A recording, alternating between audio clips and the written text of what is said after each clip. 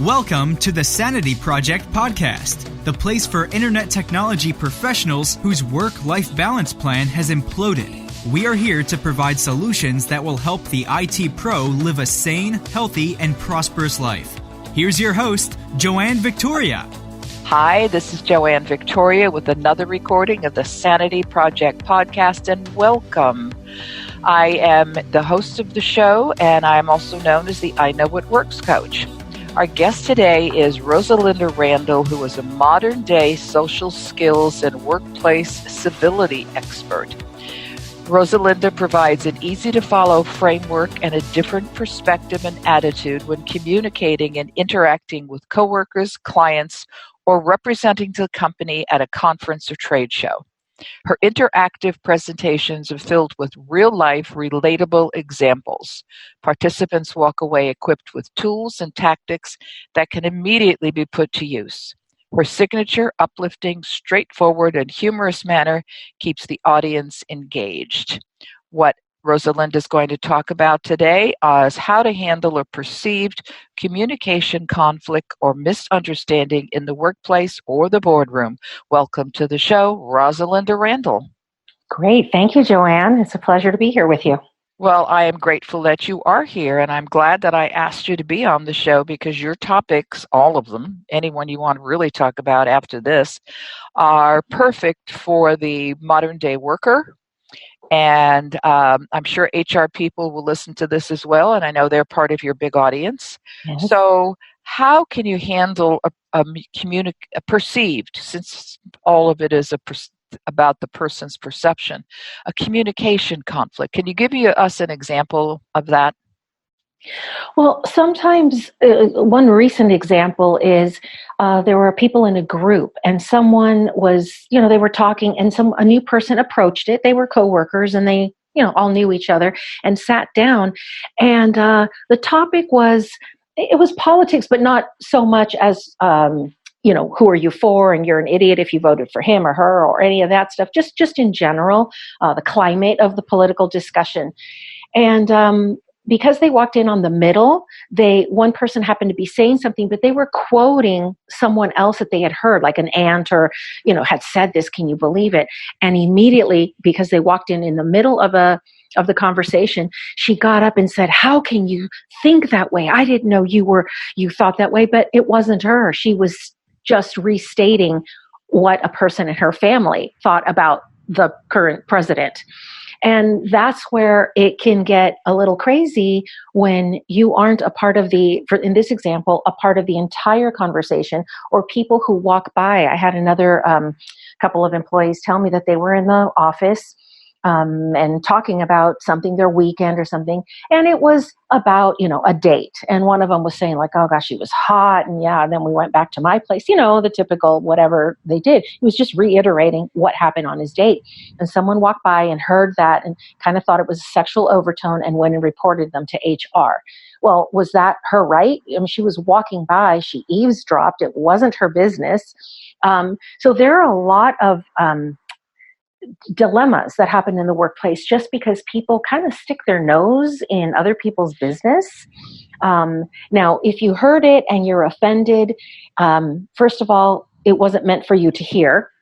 Unless they're in the lunchroom, if they're in the lunchroom common area and you're talking loudly, well, you got to watch it, go talk about that stuff somewhere else, go take a walk or something. But if you're in a place and it's just you and someone walks by or in the bathroom, that's another place I say, don't have conversations that are, confidential or anything, then go up to them. I mean, if you really want to address it versus just forget about it and say, hey, you guys, I heard you talk about this and I was a little uncomfortable. Could you keep it down or next time don't let me hear it? Something like that. Like give a person a chance. I always tell people before you run to HR or your manager or post it on, social media, address it privately, discreetly. Then if it isn't settled or that person goes, screw you, or I can talk however, or whatever the reaction, the response is, then go seek assistance. But don't we all want that benefit of the doubt? We want someone to give us that chance to correct our behavior or something that we said, be able to offer an apology before running and telling, so to speak. So what, in your opinion, why are people so reactive today? Well, we hear it all the time. People are so sensitive and people get easily offended. When did that become a thing? I don't know. I mean, I hear things that I vehemently disagree with, or, whether it's out of principle or personal beliefs about anything, but it doesn't offend me as long as you're not making me do it. And that's the attitude that I was raised with. And that's the attitude that I choose to have. Now, why people don't? They want their world to be perfect. Some people blame, parenting styles. There's always a new trend coming up that, this newer generation, oh, mommy and daddy tried to make everything happy and perfect. And no, you can't suffer and you can't be hurt and you can't be sad. There's that premise or theory, and now they're growing up and being offended. Wait, I'm not happy. Wait, I need some time to process. And it's just what they're used to. But then you get it out into the grown-up world, and that isn't really realistic, especially when you work with different generations that don't understand why you need to go to the safe room or take a day off to, get Recover. Your emotions together or something. People are. I don't. To say it's over. Their people are overly sensitive is kind of an insult to people who are sensitive, the introverts, the spiritual, whatever it might be, and basically, it's none of their business. And I, get really ticked off when people. Did you hear what they said? No, I don't pay attention to what anybody else is doing. I have a life. And I don't play that game on social media myself. I don't do that. I'm very professional. I stick with what's in my purview, not in anybody else's. And it strengthens what you're talking about, strengthens how I perceive the world of grown-ups as to not be grown-ups, but still high school. Yes. And, you mentioned social media, and that's just it. Now that we have more ways to communicate, people go, well, great, communication is great, and we have to communicate more. Well, we have more avenues for that, but we're screwing it up. Like, we're using it to complain more, to, give backhanded compliments, to that passive aggressive stuff that we post things when we don't really want them to know, but we put things out there. We post when I know a business owner who was always posting, oh, I just had a client and you wouldn't believe what she did and what she said. It's like, your client may see that. I just don't understand that we are so open. And I've talked to business people say, oh, I'm just very open with everything. Well, guess what? You're not getting my business because what you and I, the transaction that we make, is confidential. I don't know that I want my business with you to be put out on social media, unless you ask me for a referral or a recommendation, whatever. But I just think that we are losing our ability to communicate instead of making it more productive and effective with all these avenues. And additionally, we don't stop and think. I know this sounds so old, especially to your listeners that are younger. Like, when people used to say, write it down, look at it first before you send. But with the texting and the IM and Snapchat and all those quick, immediate, we react. And that's what communication skills are. My main focus is to help people respond instead of react. I mean, I'm all for it. If someone cuts me off, my initial gut, it wants to say, jerk, yell something at him, because that's just most of us, like, oh, come on, why did you do that? But I choose not to for various reasons. I follow some principles that are in me, ingrained in me, which stops me from doing that. Secondly, I go, how is it going to help? How is that going to help? And if someone sees me, how am I going to look? What is my reputation? So I always fall back on those three principles when I'm going to respond to something. But again, going back to communicating, and then with text messaging and emails and then posting on social media, we have just, so many characters and that sort of thing. And because we are not readers, we do not read every word. I've done that. I mean, I think I did it with you. I'm sure we discussed certain topics, but I didn't read the whole thing. So, a lot of us don't read through everything. And that's where, again, the perception, the tone, you can't get the right tone through written posts and text messages and even emails. face to face, or at least on the phone, you get a little bit clearer picture of what someone is trying to say, and there's less misunderstanding because you have the body language, you have the facial expression, you have the eye contact, and also the just gestures, someone getting up and walking towards the door. That gives you a hint, unless you're very self-absorbed, that they're ready to end this conversation, so wrap it up. But we don't have that. And I don't think we've been taught to consider other people and their time and, is it convenient for them? It's just what we need to say, and that's it. Which is another huge, I'm sorry, I'm just going on and on, but that leads me to people replying. A lot of people just need to say what they need to say, get the information they want, and they don't reply. That's another piece of, lack of communication. People are left wondering whether or not you received my note. Did you get the information? Did it go to spam? Are we good? Do you have any other questions? There isn't that back and forth. It's more of a self-absorbed communication style, I think, that we're all developing. I go through the process myself. When someone doesn't reply, it's rare now because people like that I don't want to stay in touch with. But if they don't reply and it's an important, message, but I would consider every message that I send out to have some value. So if they don't reply and I have to go after them to find out, did you get my message? This is my time, and then my concern about our relationship that I am investing in, that I need to know how you function. Not you, but whoever the you is. And it's rare anymore that occurs, but I find that rude. And I don't think people understand how rude they are when they don't reply. Oh, yeah, I got your message. Everything's fine. Well, why didn't you let me know? Oh, I thought you'd understand. What's to understand? That's why I always tell people, and I'm going to do it right now in the middle of our conversation, repeat this podcast, re-listen to it again, because you may, like most people, most of us, Rosalinda and myself, we hear a few words and we attach ourselves to those words. I like to tell people to re-listen to the podcast at least a second time so that they get all the words that the guest says. And today it's Rosalinda Randall. But she's right. You people have to pay more attention and stop reacting to everything. My God, it's like we're at war every day.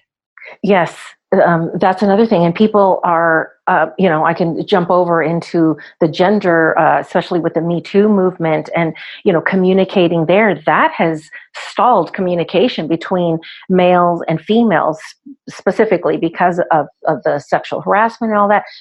Men, a handful of men that I've recently talked to said, I don't know if I should continue to have this conversation. In fact, one had, they've been working together for, I think he said almost 6 years or so.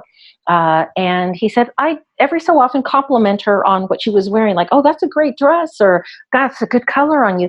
Something like that. Not like, oh, baby, you look good. Nothing sexual.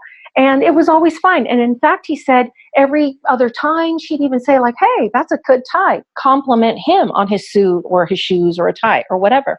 So it was just common knowledge. He'd say it out in front of anybody. It wasn't secretive or anything.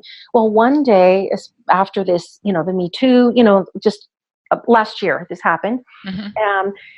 He said all of a sudden, just like he does regularly, he told her she looked nice in her dress or suit or whatever. And he said, an hour later, I got called up to HR. She had reported him. After 6 years of back and forth, all of a sudden, she changed the way she wanted him to communicate to her and reported him. Now, he was fine. He goes, she should have just told me, hey, due to this or due to that, or hey, I don't even owe you an explanation, but out of courtesy, because it's your coworker and you have a 6-year relationship that seemed friendly, I think as a courtesy to this human, you could have said, hey, look, I got to talk to you. Just what's going on? People might get the wrong impression, blah, blah, blah, whatever. Tell him. He said that's all she could have said. And I would have never complimented her again. Mm-hmm. But instead, she took this, I call it the cowardly way out. to go, especially when you have a relationship with someone, come on. And reported him. So he goes, I have a bad mark on my record that I got, reprimanded for this. And it has never been the same. The relationship has never been the same. So I just say, ladies, or even men, because men get sexually harassed, before you ruin a working relationship, even if it's not too familiar, but you have a civil relationship, just give the person a chance before you go report or blab gossip about them. Just handle your business. And that's a professional and mature way of doing it. Just handle your business. So in this situation, what would you think that HR would do if that's who she complained to? So she either complained, whoever this person is, and people like that, complained to either her supervisor, her manager, or she went directly to HR, which is that I don't know what the policies and procedures might have been. But would that be the first step that they would take? And how would HR respond? Would they be as expansive as you're talking to me now, i.e., you've had a relationship for 6 years, this has ever happened before, have you ever told him you felt uncomfortable? Are they allowed to query the employee? Yes, it's almost their legal obligation to do so. Yes, because I've been trained in EEOC and sexual harassment and all of that. And yes, there are policies and procedures. And if there aren't, those companies, all companies, since the last couple of years have been scrambling to put an update, their policies and procedures manual on how to report someone. So it's almost being encouraged in the sense of they're highlighting it so much. And I can see why they are. They don't want legal issues. They don't want their company name plastered on the front page due to some indiscretion or whatever misunderstanding. But yeah, they are bound to, if anyone complains, male or female, about whatever, they're uncomfortable. It could even be, I'm uncomfortable. They need to address it. They do ask questions. How long has this happened? They do. It's like a report that they file, not necessarily with the EEOC. That's up to the employee. And now you're getting into, legal stuff, and it could take years till they get to your case, but it's there. And so, yes, they will call in the other person, talk to them, get their side of the story. So it takes up so much of everybody's time when it's something, in my opinion, in this case, so minor. Now, I've been asked, well, what if someone asked me out on a date? Like they kind of propose, hey, you want to get together tonight? My wife's out of town. My apartment's free tonight. Want to come over? Common sense. Yes, common sense goes, no, thank you. Okay, when I worked in a workplace, that happened on a regular basis. I don't know if I should be proud of that or not, or what vibe I gave out. But I just would say, no, thanks, not interested. And they'd go on to someone else. And I get the women's point of view is, well, then he's going to keep doing it to other people. Well, they're grown women. Why am I going to take away that option from a woman? Because there could be a woman who will say, yeah, Bob, I've been waiting for this chance all my life. Let's go.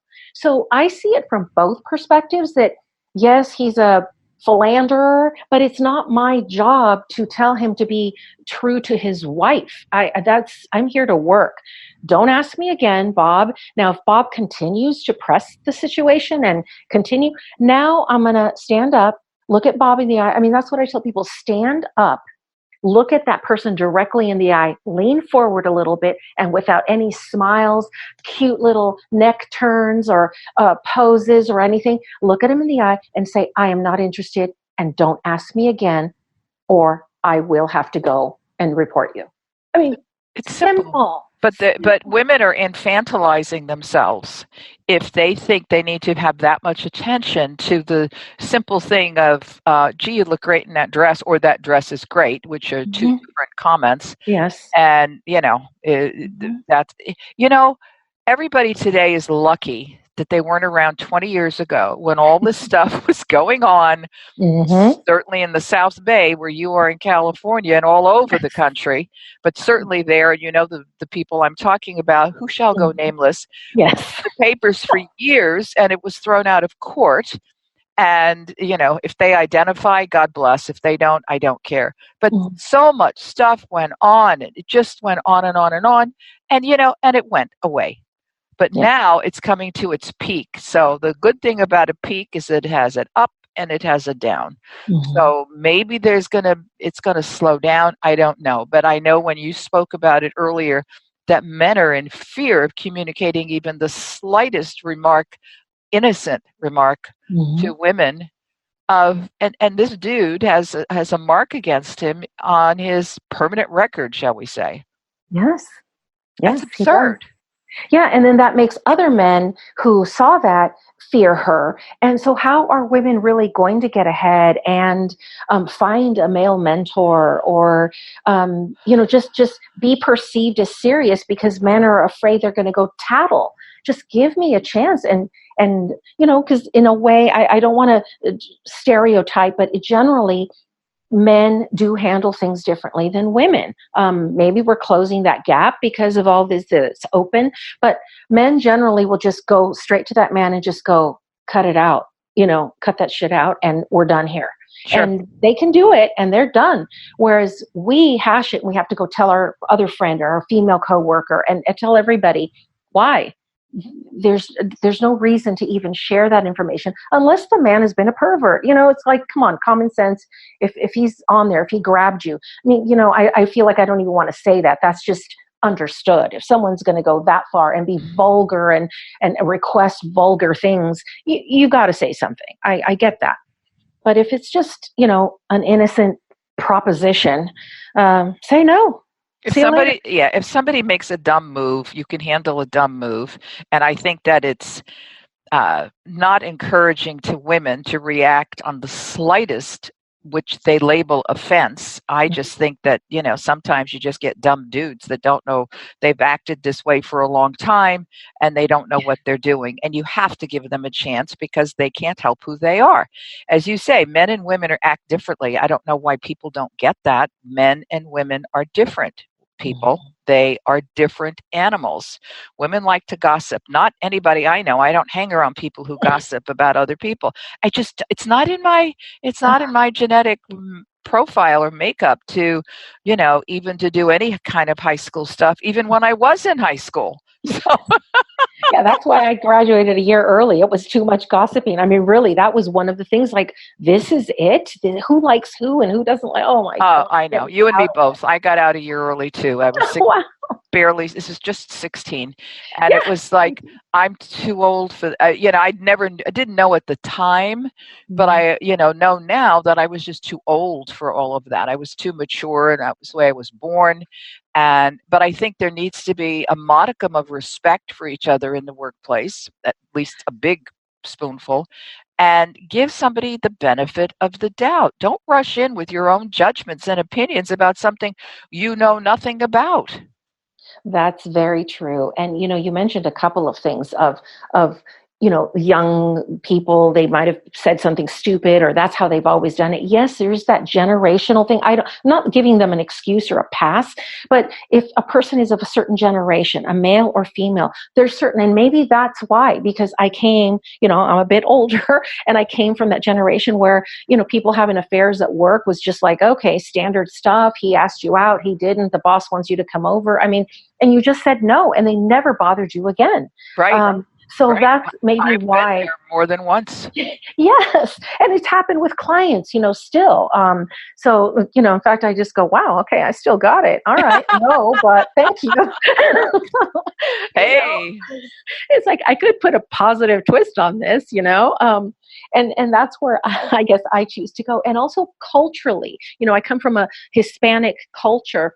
And still today, I did a presentation and there were a few Hispanic men and, we were even talking about chivalry in the workplace and should you open the door and help a woman with her coat, her jacket, and they go, I'm still going to do it. That's how I was raised. Like, it's a sign of respect.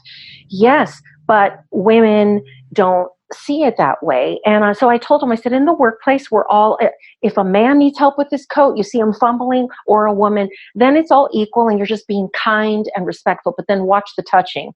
Sure. And then pulling out chairs, it isn't really necessary unless they're on crutches or she's pregnant or, and then you offer, you don't just do it. Would you like me to help you? There's just blah, blah, blah, a lot of things like that. But in certain cultures, yes, they will even say, oh gosh, you are looking beautiful today, Maria, and sure. Maria is cool with it because that's a part, like, okay, Julio told me I look beautiful. Yes, I want to be told by Julio I look beautiful. And it's accepted because it isn't, out of the norm in certain cultures. So I always tell people too, consider that. If they're saying it, they're drooling and taking their pants off while they're saying it. Okay, we got some problems. Yeah. But if you just, okay. Anyway, so that's what I think. And then also, I'm sorry, go ahead. That's okay. I was going to say, always consider the source. Yes. Always consider the source, and then you get the intention at the same time. But people just, you look at them cross-eyed. I still wait. I go a couple of days a week. I go to my local library, which is nearby a very high-end area here. I'm not boasting about anything about myself, but that's what I have. I live among engineers, and they have all of their children in a school nearby the library. And, I go in and I open my own door. But when somebody is pushing a door out to me and they haven't been trained properly to, number one, not knock people down or not hold the door open for a woman who's maybe a couple of years older than their mothers, just to be polite. These kids aren't taught. Not at all. They're not taught. And the ones that do, I'm very grateful.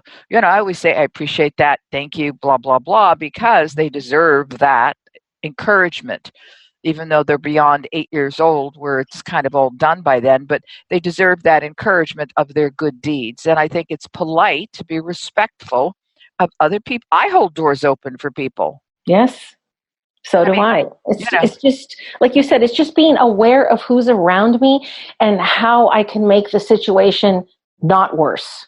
That's it. Yes. Not even better, but just not worse. Not worse. There's a good title for it. I've even lowered that standard, because I know. Make the situation better. Oh, please, honey. We just have to adjust all the time. Okay, listeners, I'm just going to tell you here that Rosalinda Randall's book is titled Don't Burp in the Boardroom, Handling Uncommonly Common Workplace Dilemmas, such as she has discussed today. And I'm sure you can find it on her website at rosalindarandall.com. That's ROSALINDA, Randall, RANDALL.com. And what can you give us as a parting gift to the listeners about this topic of workplace dilemmas? Well, I guess I have these. First, acknowledge someone. If they say something, acknowledge it. Sometimes that's all they need, and the conversation is over. You don't have to address it, react, respond, get angry, report. Just acknowledge what they said with a nod or, interesting. You don't always have to address things. Before you go off on a rant, clarify. Is this what you meant? Because this is what I got, or that really bothered me. Could we talk about it? Clarify. Maybe they didn't mean it that way. Consider the purpose and the person, as you said, just consider the source. If that's how they talk to everyone, just like, okay, whatever, that's Bob again, and move on. And then respond instead of react. Wait before you lash out, because I'm just saying that is a human instinct. I'm not saying that we don't feel a certain thing, but just before doing that, take a moment. Maybe they were right. The delivery or criticism about you wasn't in the best, wrapped in a pretty package. It was in a brown paper bag and they threw it at you. But sometimes when people say something to us, it could be a gift that, we weren't aware of, and then respond. There we go, people. As I said a few minutes ago, I'll say it again. Re-listen to this podcast so that you hear exactly what Rosalinda is talking about and not think, what I thought she meant was, quote unquote, because that's what a lot of people get away with. Well, I thought he was going to do this. Yeah, you don't know what's in other people's minds. I hate to tell you. Anyway, it's been a great time spent with Rosalinda Randall, rosalindarandall.com, and her book, Don't Burp in the Boardroom, Handling Uncommonly Common Workplace Dilemmas. And thank you for being here today, Rosalinda. It was my pleasure, Joanne. Thank you. A lot of fun. Thank you. Bye-bye. Bye. I hope you enjoyed this episode of the Sanity Project podcast. Please go to AskJoanneVictoria.com and continue the conversation on my podcast page. And get a free copy of my book, The True Self Handbook, a guide to transform your life. That's AskJoanneVictoria.com. Take care, and thanks for being here.